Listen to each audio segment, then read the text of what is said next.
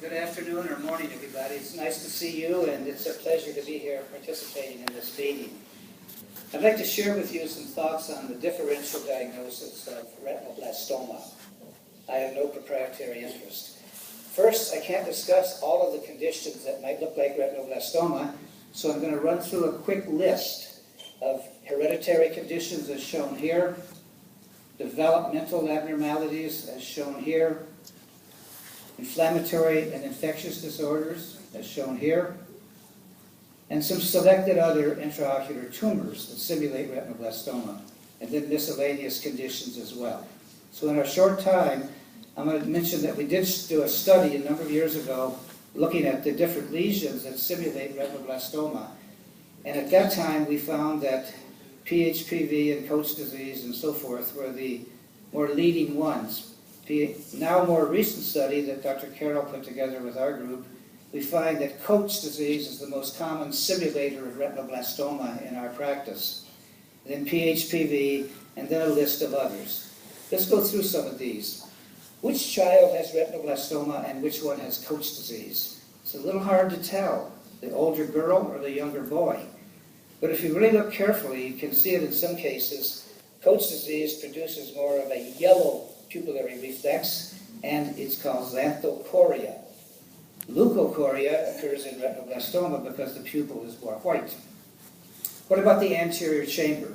It's usually clear in both conditions, but in Coats disease, when it rarely occurs, you get cholesterol deposits in the anterior chamber, whereas in retinoblastoma, you may get a pseudohypopyon due to the tumor cells on endophytic type of retinoblastoma.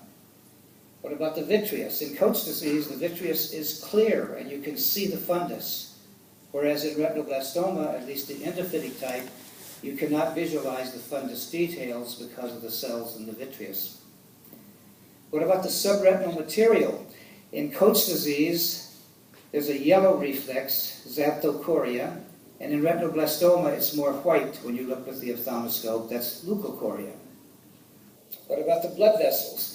In Coats disease, the blood vessels, their caliber is an irregular dilation of the blood vessels, whereas in retinoblastoma, at least the exophytic type, there's a dilated blood vessel that stops and disappears into the underlying tumor.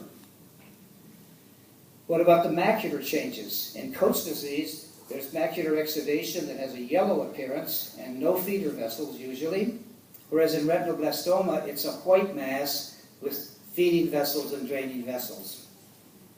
Ultrasound, of course, is helpful. In Coats disease, you see a retinal detachment pattern, and in retinoblastoma, you see a mass with calcific echoes. The gross pathology is different too. In Coats disease, as expected, there's yellow material beneath the retinal detachment, whereas in retinoblastoma, it's a white mass. What about PHPV?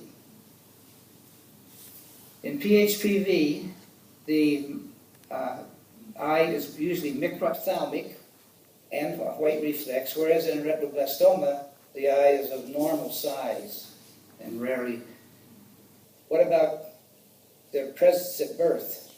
The retinoblastoma and PHPV. Retinoblastoma is acquired, and PHPV is usually at birth. What about ocular toxocariasis? It's an inflammatory condition that can produce cataract and posterior synechia, whereas retinoblastoma would produce leukochoria, but no signs of inflammation as a rule. What about traction? Ocular toxocariasis is a granuloma that causes dragging of the retina. Oh, what happened here? I'm off. Gotta go back to it.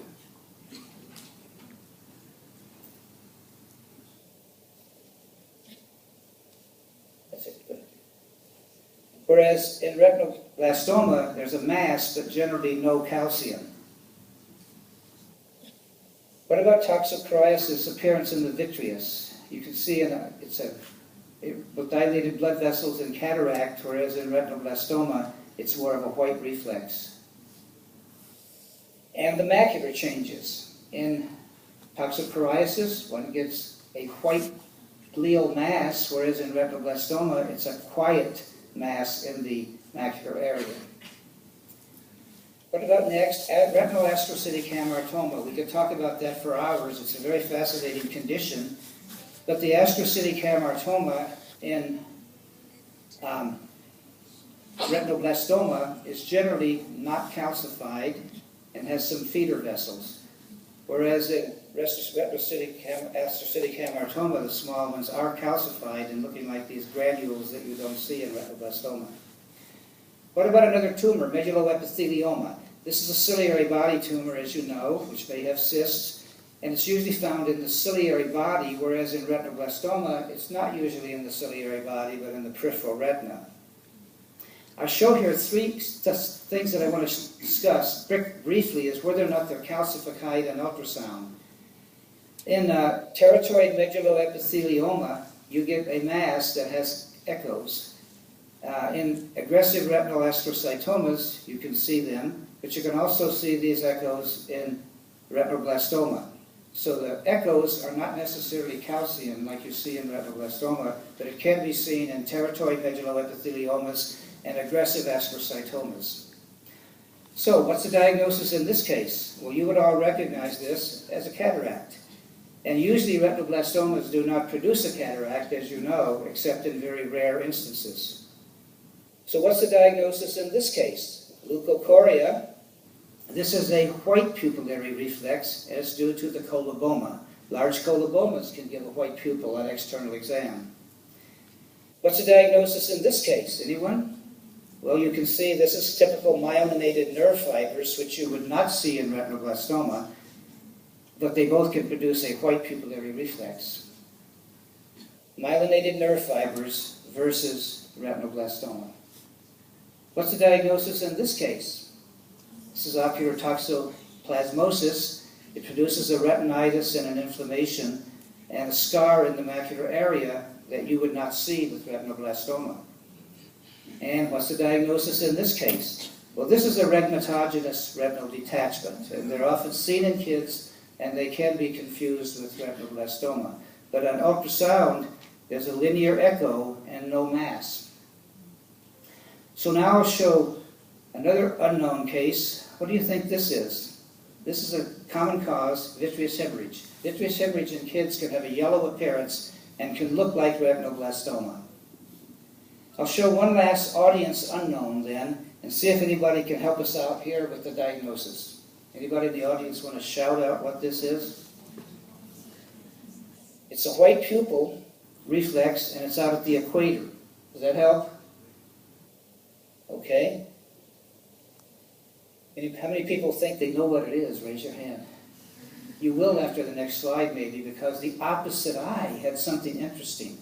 In the opposite eye, there was a scar-like echo with a linear echo passing through that. What is that? What happened in the past? Yeah. This patient had bimedial resections for esotropia, and in both eyes, the surgeon's needle passed through the sclera, caused a retinal hemorrhage, and led to this irregular scar in the right eye, and this linear echo in the left eye that was the track of the needle. So I've showed you here a few interesting cases that can look like retinoblastoma, but may not be. This was congenital esotropia, bimedial resection, referred in to rule out retinoblastoma. So in the last few minutes, I've showed you several simulating lesions, and their differentiation sometimes can be difficult. However, with some experience in thinking of these factors that I just talked about, I think it will help you make the right diagnosis, possibly give medical clinical care, and also medical legal repercussions if you make the wrong diagnosis in these children. So these fine points, I think, that I've talked about can be helpful in recognizing the differences between retinoblastoma and some of the simulating conditions. Thank you. Thank you. Thank you. Are there any questions? Either everybody was asleep or they weren't interested. I don't know. I have a question. Okay. What do you eat while you keep young? What do you eat? After this, I was a student with him 26 years ago, and Professor Shield look the same but younger. So what is, your secret? What do you do? Thank you. I have a question. I have a question. Is it possible to study again these cases by getting your new atlas, your new book? Can we study these cases again by getting your new atlas, third edition, right? Yeah. So several of these are illustrated in our new atlas that came out in 2016. These pseudo-retinoblastomas. The book has several pages on lesions that look like retinoblastoma but are not. Okay. Put this away.